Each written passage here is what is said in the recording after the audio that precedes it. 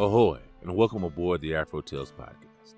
I am your Griot, Amon Mazingo, here to guide you through captivating tales rooted in the histories of indigenous and African descendant peoples across the Americas and the Caribbean. But the journey does not end there. I, Chef, will share a delicious recipe inspired by the stories you have just heard. So, with no further ado, let us set sail on this new age of exploration. Kofi and the Queen of the Elephants. Once in Ashanti, there was a man named Kofi who wanted to marry the daughter of a great chief. Kofi already had one wife, but he wanted to take the chief's daughter as his second. There were many young men who wanted the chief's daughter, and her father couldn't make up his mind which of them should have her. Then one day the chief's wife died. He called all the young men to his house. His stool was brought out, and he sat under the tree where he gave judgments.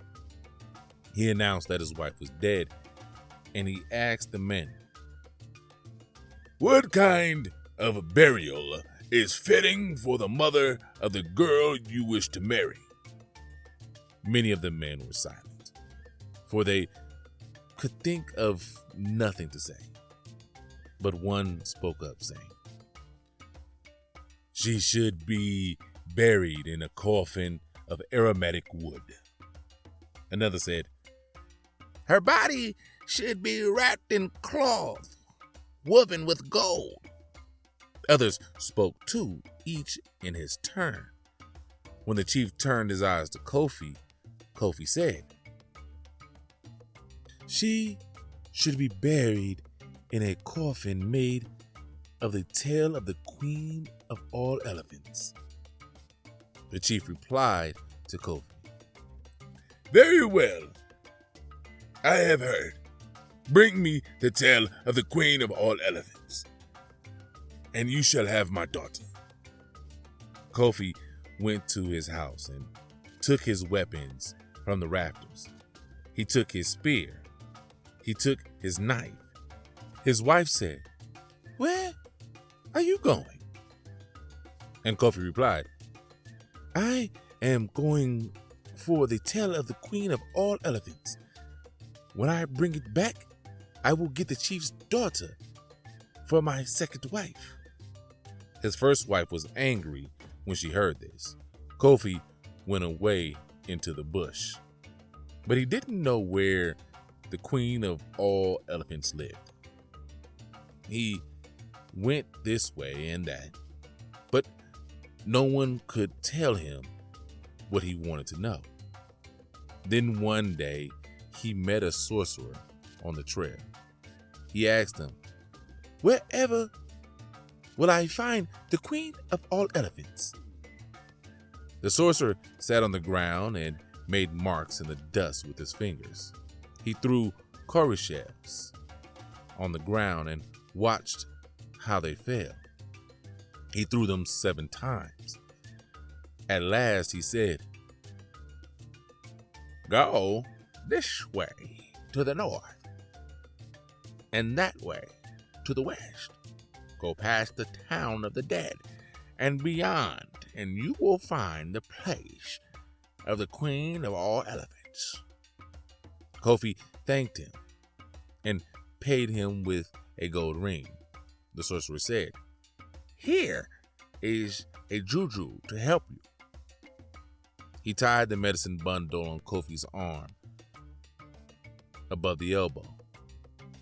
He opened his basket and took out 4 eggs.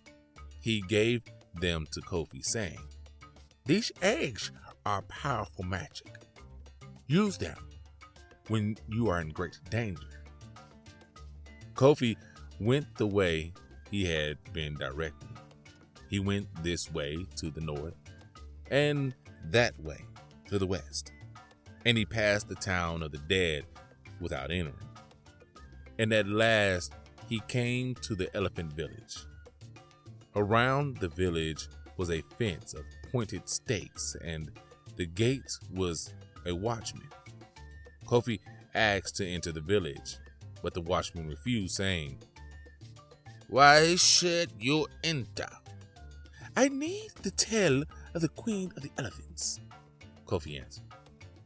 "If you enter, the great elephants will destroy you," the watchman said. "I have to enter," Kofi replied. They talked this way, and at last the watchman said, "Wait then until they are asleep. Then you may enter. They sleep in a great circle with the Queen of the Elephants in the center. You will have to walk on the elephants who surround her to get to the queen. Walk firmly. If you walk lightly, they will awaken." When it was dark, the elephants were asleep. Kofi entered. He walked on the elephant's family, and they didn't wake. He came to the center and saw the great queen sleeping. He took his knife and cut off her tail. Then he went out of the village in haste so they shouldn't catch him. When morning came, the elephants awoke.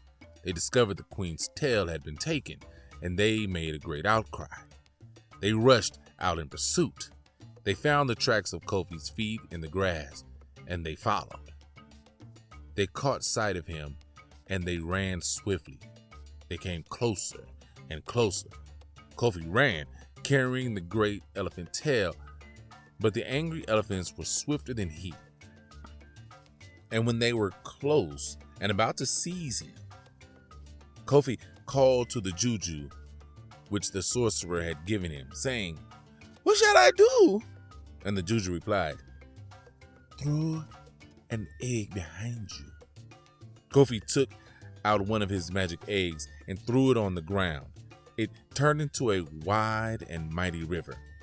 When the elephants came to its banks, they couldn't cross. But the queen of all elephants also had magic. She turned them all into crocodiles, and they swam to the other side. Again they pursued Kofi, and once more, when they were close upon him, he threw an egg behind him. Where the egg fell, there rose up a great mountain. The queen of all elephants still had magic. She turned herself and her friends into herons, which flew over the mountain. When they approached Kofi again for the third time, he threw another egg, and where it fell, there sprang up an impenetrable forest, and this time he left them behind. He came to the village and brought the great elephant tail to the chief. The chief took it, saying, "This is indeed fitting for the burial of my wife. You will be my son-in-law." So Kofi went home to his own house. He hung his weapons on the wall. He hung his juju on the wall. Afterwards, he went out into the fields to see his crops and to burn the dead grass. When he heard a great commotion, he saw a cloud of dust, and he saw the elephants coming. He shouted to his wife to bring his juju. She went to the house and brought it, but the elephants came faster than she, and just as they were about to seize him, Kofi shouted to his wife, Throw me my juju!" But she was angry with him for preparing to marry a second wife. She threw his juju into the fire. Kofi felt the breath of the elephants upon him. He cried out to his juju, "What shall I do?" His juju replied, "Turn to a hawk." Kofi threw his fourth egg on the ground and turned into a hawk. He soared high into the air, and the elephants couldn't reach him. In time, the great elephants went away, but Kofi was still a hawk. He called on his juju again and again for help, but it couldn't help him because it had been consumed in the fire. So it is that Akroma, the hawk, circles and hovers over a fire in the fields. He can never resist it, for it is really Kofi, still waiting for his juju to tell him what to do. The end. The Mojo.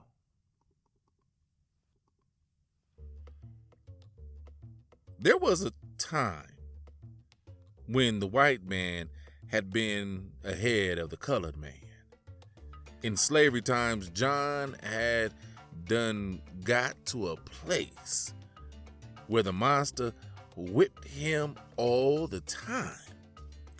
Someone told him, "Get you a mojo. It'll get you out of that whipping. Won't nobody whip you then." John went down to the corner of the boss man's farm, where the mojo man stayed, and asked him what he had. The mojo man said, "I got a pretty good one, and a very good one, and a damn good one." The colored fellow asked him,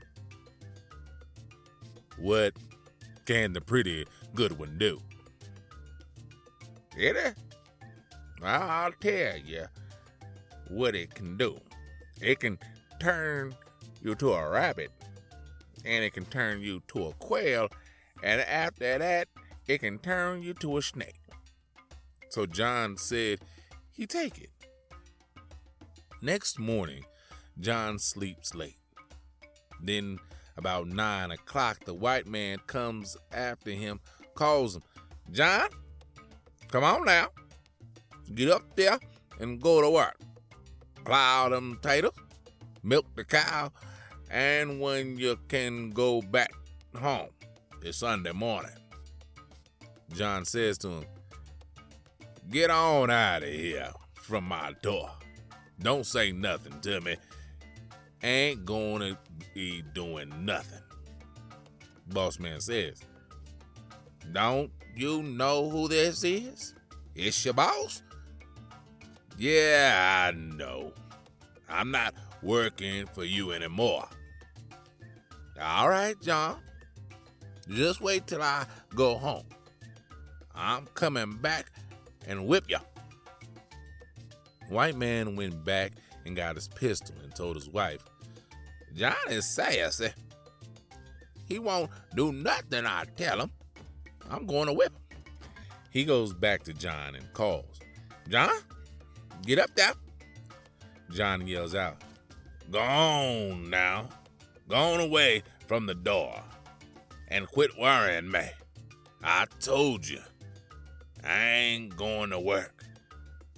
Well, then the white man, he falls against the door and broke it open. And John said to his mojo, "Skip, skip, skip, skip." He turns to a rabbit and ran slap out the door by old master. And he's a running son of a gun. That rabbit was. Boss man says to his mojo, "I'll turn into a gray hound." You know, that greyhound got running so fast his paws were just reaching the grass under the rabbit's feet. Then John thinks, "I gotta get away from here." He turns to a quail and he begins sailing fast through the air.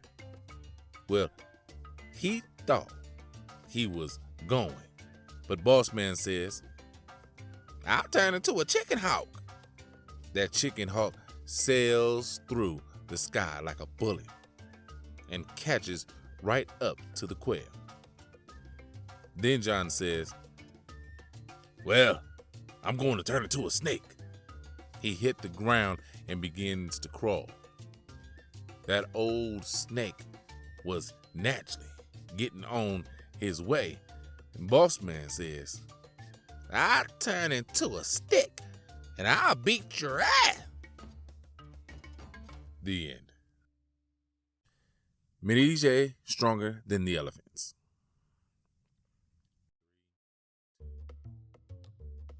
There was an old man with 3 sons. One day he fell ill and he sent a message to his sons, asking them to come to his house. When they arrived, he said to them, "I am an old man. I am sick. If I should die, how will you bury me?" One son, Pierre, answered, "Father, may you grow strong again, but if you should die, I would have you buried in a mahogany coffin." Another son, Jean, answered, "Father, may you live long, but if you should die, I would make a coffin of brass." And the third son, Brise, replied, "Father, I would bury you in the great drum of the king of the elephants." "The great drum of the king of the elephants? Who before now has ever been buried so magnificently?" the old man said. "Yes, that is the way it should be." He asked the son who had suggested it to bring him the drum of the king of the elephants. Griot went home. He told his wife, "I said I would do this thing for my father, but it is impossible. Why didn't I say I would make him a coffin of silver? Even that would have been more possible. How shall I ever be able to do what I have promised?" His wife prepared food for him and gave him his knapsack. Griot began his journey, but he didn't know where to find the elephants. He asked here, he asked there, but no one knew where the elephants were to be found. As evening came on, he met a blind beggar who was being led by a small boy. The beggar said, "Man, give me a little of whatever you have, a piece of bread or a taste of rice."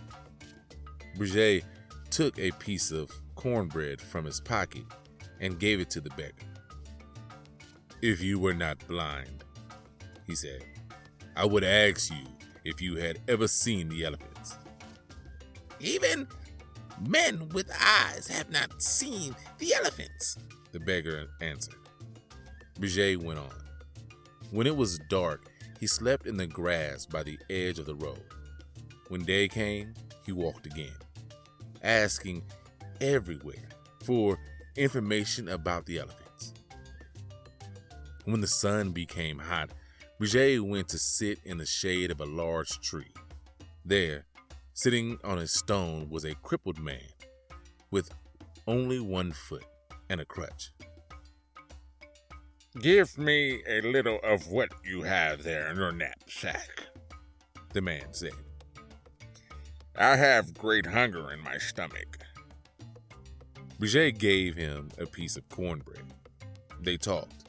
Brise said, "I have 2 feet, and you only have 1. You go slowly, and I travel far. But what good is it that when I don't know where to find the great drum of the king of the elephants?" He continued on his way, and as night came on, he saw an old man sitting before a little fire at the edge of the road. The old man said, "Come and rest here." Brise sat down and opened his knapsack. There were only 2 pieces of cornbread left. He gave one to the old man and ate the other one himself. After a while, the old man said, "I thank you for the 3rd piece of cornbread, which I have just finished. I thank you for the 2nd piece. I thank you for the 1st piece." Brise said, "Papa, you are mistaken. I gave you only one.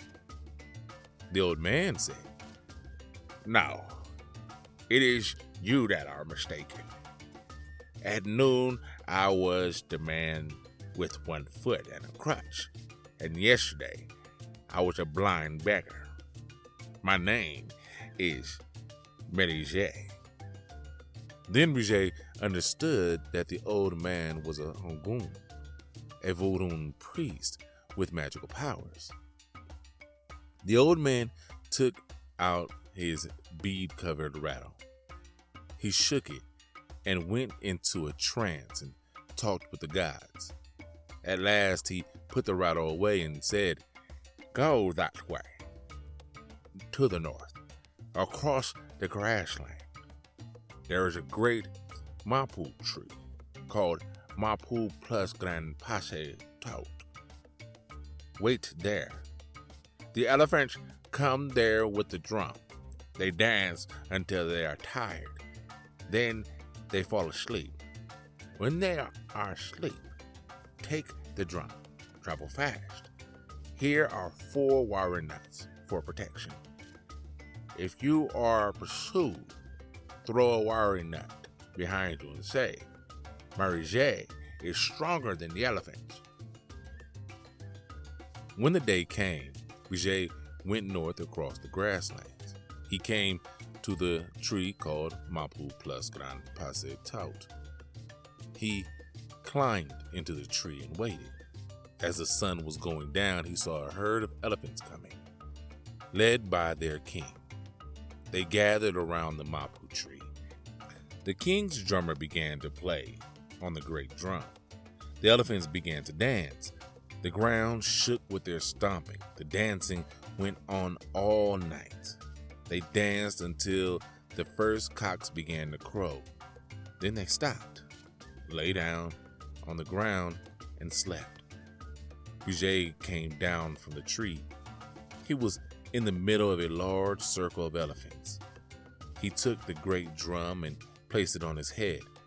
He climbed first over one sleeping elephant, then another, until he was outside the circle. He traveled as fast as he could with his heavy load. When he was halfway across the grassland, he heard the enraged elephant herd coming after him. When they were very close, he took one of the warrior nuts the old man had given him and threw it behind him, saying, "Merisier is stronger than the elephants." And where the nut fell, a tremendous pine forest grew up instantly.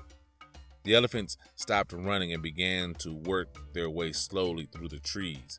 Brise went on. He walked a great distance. Again, he heard the sound of elephants coming.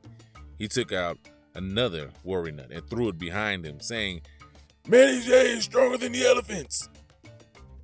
And where the nut fell, there was suddenly a large freshwater lake.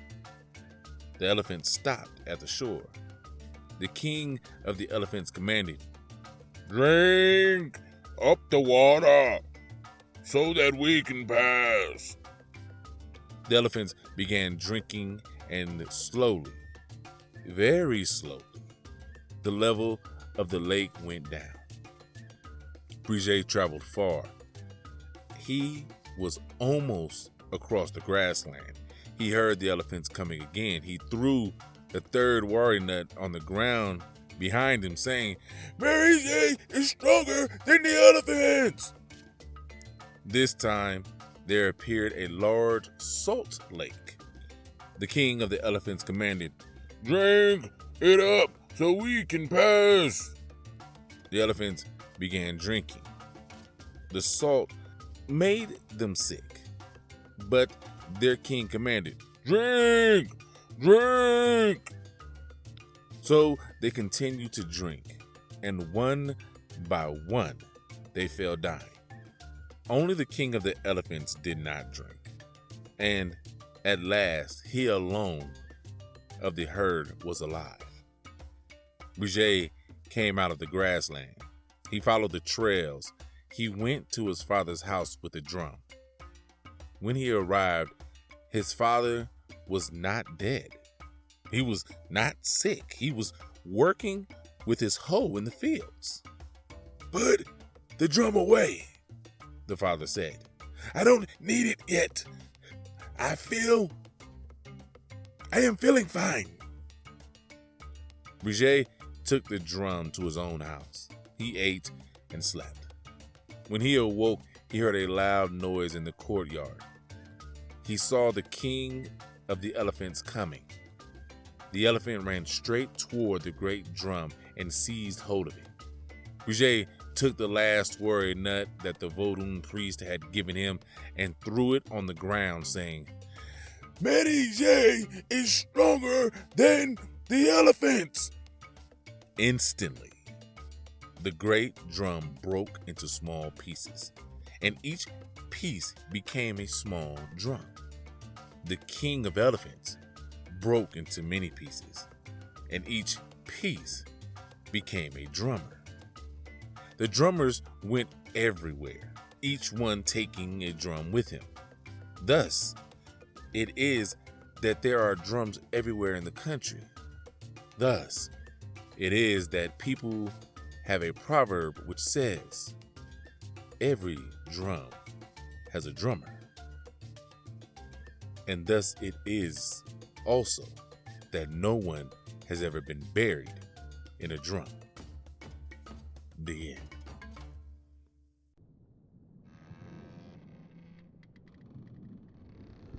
Wow, those were some great stories coming from the book A Treasury of Afro-American Folklore, the oral literature, traditions, recollections, legends, tales, songs, religious beliefs, customs, sayings, and humor of peoples of African descent in Americas. And that title reminds me of things that you heard back in the Victorian era as for titles for books.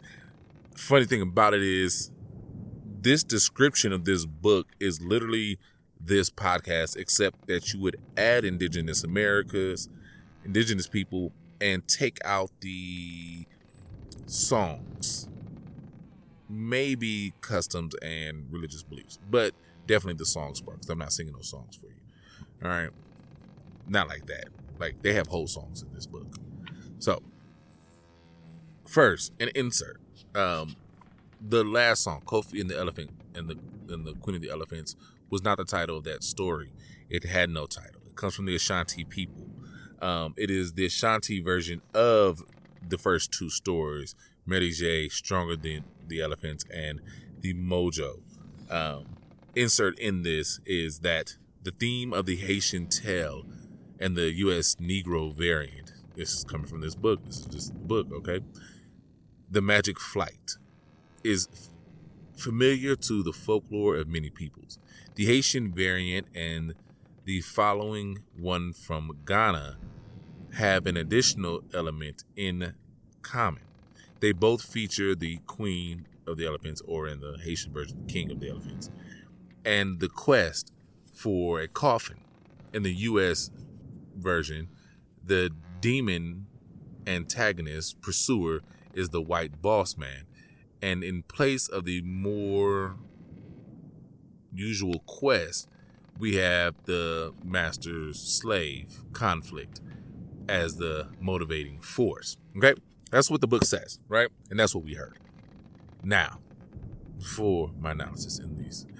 First, the boss master, the slave versus the master. That is what we have found in a lot of African American literature, folklore and folk tales of the John, the High John the Conqueror, or the old John tales, right? Old Jack or Old John, whoever you want to give them to. Those are those tales, right? And that's basically the Mojo was one of those type of tales. The Haitian story. If you notice that the two other brothers got names. If you listen to enough folklore and folk tales and stuff like that, or fairy tales or anything like that, you know that many of them will only give the main character a name, and all the rest of the characters, whether it be a wife, husband, siblings, parents, don't get names at all. I felt if I would have done that, it would have given away Brise as being the main character, and that's who the story would be on. As far as Kofi, I I was not about to give a whole bunch of names to a whole bunch of different people in that story. But so I wanted to make it feel more like a family in the Haitian story. So I gave the other two brothers a name. And to me, it's, they're all pretty much Quest Fest. But like I would call it prove it stories. You know what I mean? As far as at least the Haitian and the Ashanti ones, they're like a prove it story. You say you can do this, all right, prove it. Think about being when you were a kid. You'd be like, I'm the fastest kid on the block. All right, prove it. Now you got to race every kid on the block, or you're on your bike. Maybe you got like a GT dyno or something like that. We all thought we were BMX bikers back in the day. We could jump anything, right? Oh, so I can jump over a car. All right, let's build a ramp. You can prove it. And here you go, busting your neck and stuff on on the hood of the car, because we were all there that trying to prove that we were the biggest and baddest in the neighborhood, right? So I feel like those two stories were that, and I love the way Brigitte, he goes home to his wife and is like, oh my God, what have I done? Why did I go that far? And why didn't I just say something, just like my brothers did, a silver coffin? And he probably would have picked, one of the other ones, Still would have been hard to do, but at least it would have been a lot more feasible than trying to go out and get the drum from the king of the elephants, right? But so I thought that was kind of cool, and I see us doing that a lot. The Kofi one, now that one was interesting. That was a blind read for me when I read it for you guys on the podcast in this episode. I didn't read that through. I was going through the book, and when I got to the footnotes, it said that story, the Ashanti version, when it was in the back. So I went ahead and read it and recorded it right there, and that was a very interesting story. I did not expect him to turn into a hawk at the end. And apparently there is a whole song for this. The song is called Sansa Chroma, and it's, I guess, a traditional Ghanaian folk song in the Akan language. I'm not even about to. And maybe that's where the story comes from. I don't know. But apparently Sansa basically means like roaming or circling, in Chroma is a hawk or a bird of prey type thing. But the fact that he is sitting there searching for his juju to tell him what to do, we know people like that too, right? Like, they seem like they can't function without somebody telling them what to do, or without thinking they're getting word from some higher being or whatever in order to do what they need to do. I'm prior military, and I knew guys in the military that were like, they were basically when I say guys, I mean men and women, but members that were literally non-functionable. They just really couldn't figure out what the next move was without direct orders. Like, you literally had to list, this is you, when you get to work, you're gonna do A, B, C, and D. While you're doing A, you need to be doing 1, 2, and 3, like that type of thing. If a problem occurs, if this situation happens, you need to do this, this, this, and this. And that's how they were. And it was like, how are you making it through life like this? But there's people out there like that.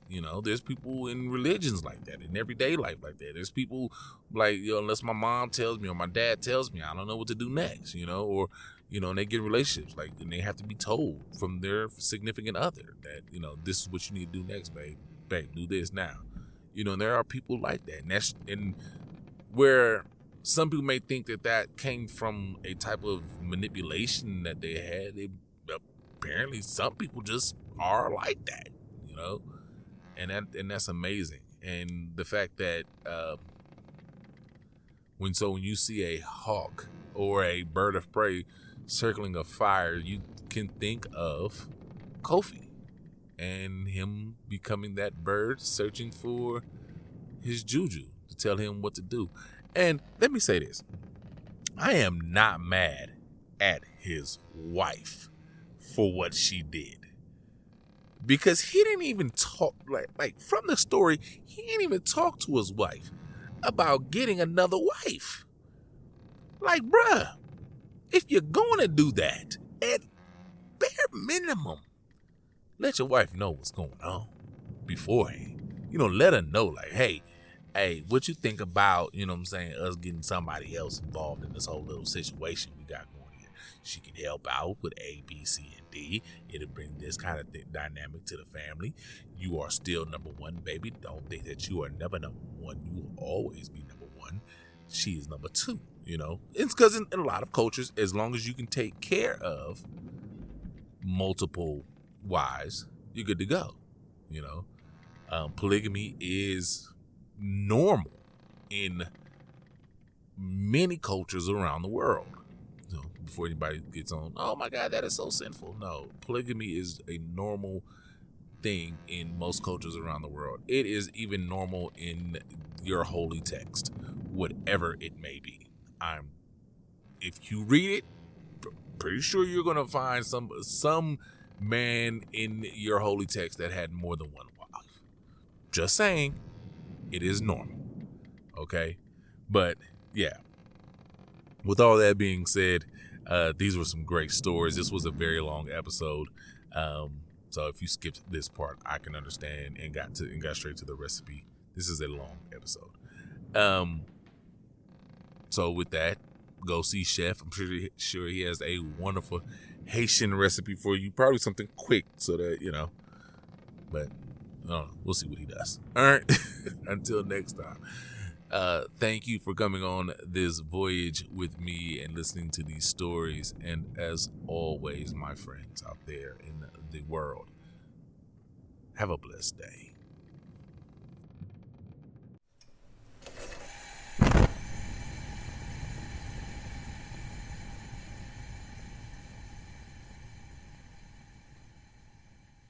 Welcome, my friends, to the Galley. I am your chef, and today we have a wonderful recipe inspired by the stories you have just heard. Today, we will be creating a Labouyi Bannann or plantain porridge. Now, what will you need for this wonderfully delicious recipe? 1 plantain, 3 cups of water, 2 cinnamon sticks, 2 star anise, a pinch of salt, a 1/4 cup of evaporated milk, and 4 tablespoons of sugar. Now, how do we put this together? Easy. First, rinse and peel the plantain. Now, cut it into small sized pieces. Add 1.5 to 2 cups of water to a blender. Add the plantain pieces into the blender also. Now you may blend the liquid and make smooth. If there is still chunks in the mixture, add a little more water and blend for another minute. In a small to medium pot, boil 1 cup of water with cinnamon sticks and star anise. Let the water boil for about 3 to 5 minutes or until the water changes to a brown color.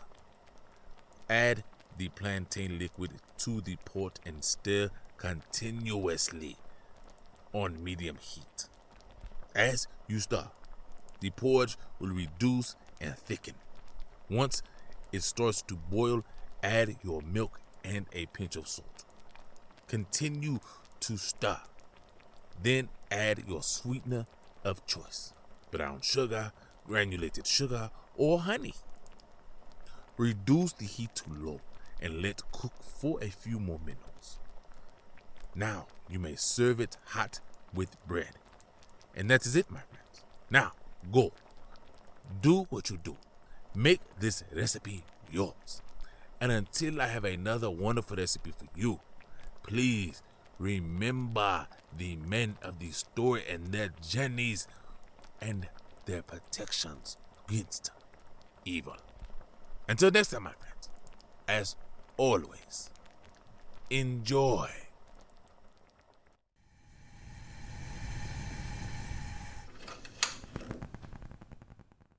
And that brings an end to another voyage.